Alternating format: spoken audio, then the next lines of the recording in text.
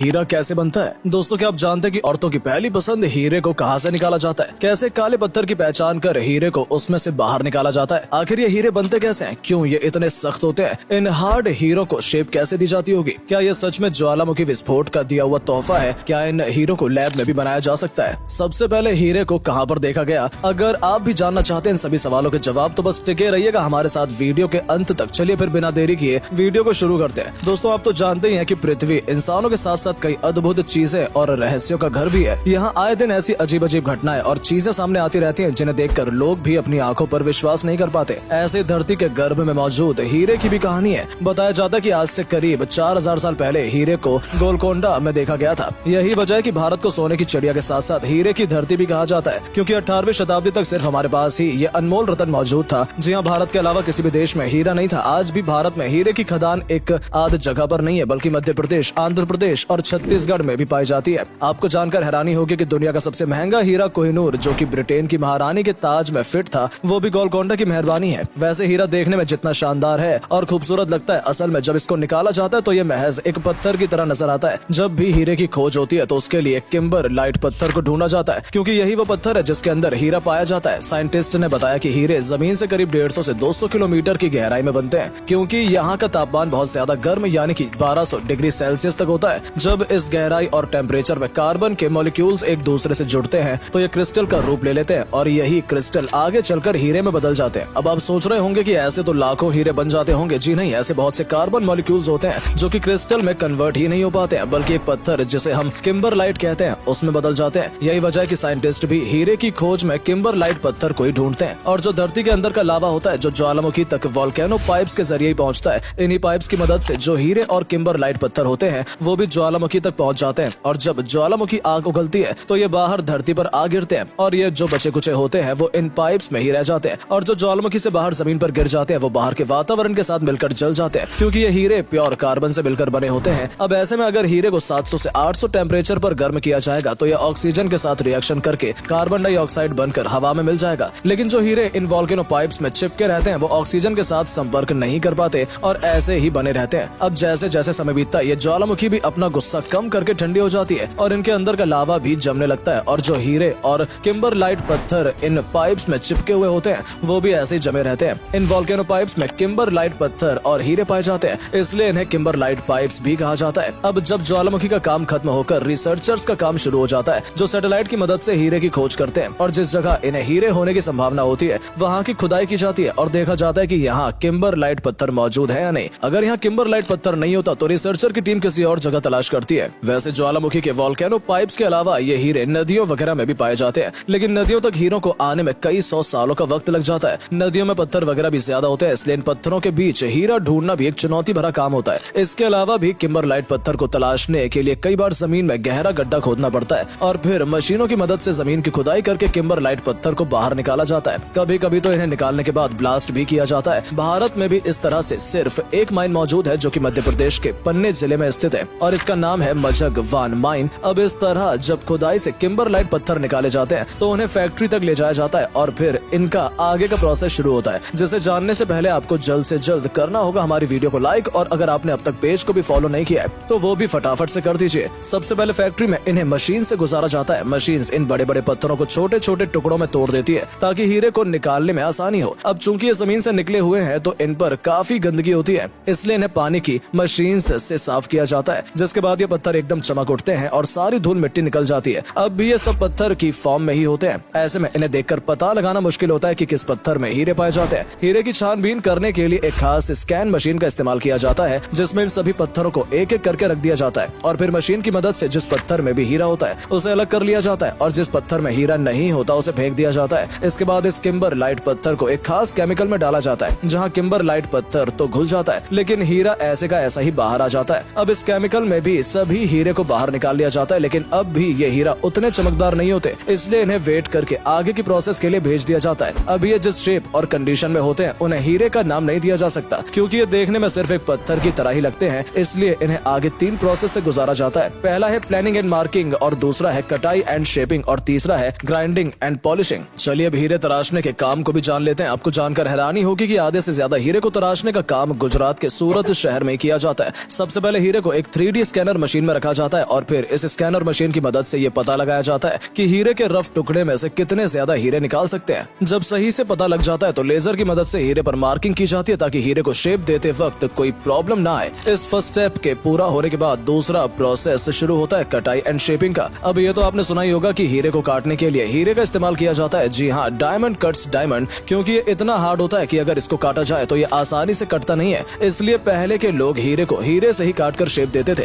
लेकिन अब बढ़ती टेक्नोलॉजी ने लोगों को इस सर दर्द को भी दूर कर दिया है और पावरफुल रेजर की मदद से हीरे को आसानी से काट लिया जाता है। अब जो डायमंड पर मार्किंग की गई थी उस मार्किंग पर लेजर मशीन चलाई जाती है और अलग अलग हीरे बनाए जाते हैं। इसके बाद लेजर से कटे हुए डायमंड को शेप देने का काम किया जाता है और जिस मशीन से इन्हें शेप दिया जाता है उसमें बहुत ही तेज घूमने वाले पहिए लगे होते हैं और इन शेप देने वाले पहियों पर भी डायमंड का ही इस्तेमाल किया जाता है। वजह बताई थी ना कि हीरे को हीरा ही काट सकता है। अब इनकी मार्किंग हो गई, कटाई हो गई और फिनिशिंग हो गई। इसके बाद इन हीरों को भाप कर साफ किया जाता है जिस वजह से चमक उठते हैं और इस तरह से ये एक पत्थर के टुकड़े से बेशकीमती हीरा बनकर तैयार हो जाते हैं। ये तो था नेचुरल प्रोसेस। वहीं इसके आर्टिफिशियल प्रोसेस की बात करें तो साइंटिस्ट का कहना है कि कोयले, इंसान और जानवर के टिश्यूज को भी हीरे में बदला जा सकता है, क्योंकि इंसान का शरीर भी कार्बन से ही मिलकर बना होता है। अगर ऐसे में उसके शरीर में सिर्फ कार्बन को ही छोड़ दिया जाए तो आसानी से हीरे का निर्माण किया जा सकता है। वैसे सुनने में काफी अटपटा सा लगता है, लेकिन बहुत सी कंपनी यही फॉर्मूला इस्तेमाल करती है जिससे हीरे की कीमत बहुत ज्यादा बढ़ जाती है। वैसे आज के जमाने में हीरे की क्या अहमियत है ये हमें बताने की जरूरत नहीं है। इसकी एक वजह यह भी है कि जिस मात्रा में सोना चांदी हमें मिल जाते हैं उतने में हीरे का मिलना काफी मुश्किल है। इसलिए हीरे के दाम सलमान खान से भी ज्यादा हाई है और लोगों की ये पहली पसंद माना जाता है। दोस्तों, क्या आप जानते थे कि हीरा ज्वालामुखी से निकलता है? हाँ या नहीं? कमेंट सेक्शन में अपना जवाब जरूर लिखें। दोस्तों, इस वीडियो को यहीं समाप्त करते हैं। अगर आपको हमारी ये हीरे जैसी वीडियो पसंद आई हो तो इसे लाइक और दोस्तों के साथ शेयर करें। साथ ही अगर आपने अभी तक हमारे पेज को फॉलो नहीं किया है तो जल्दी से कर ले। मिलते हैं आपसे अगले वीडियो में, तब तक के लिए bye bye and take care.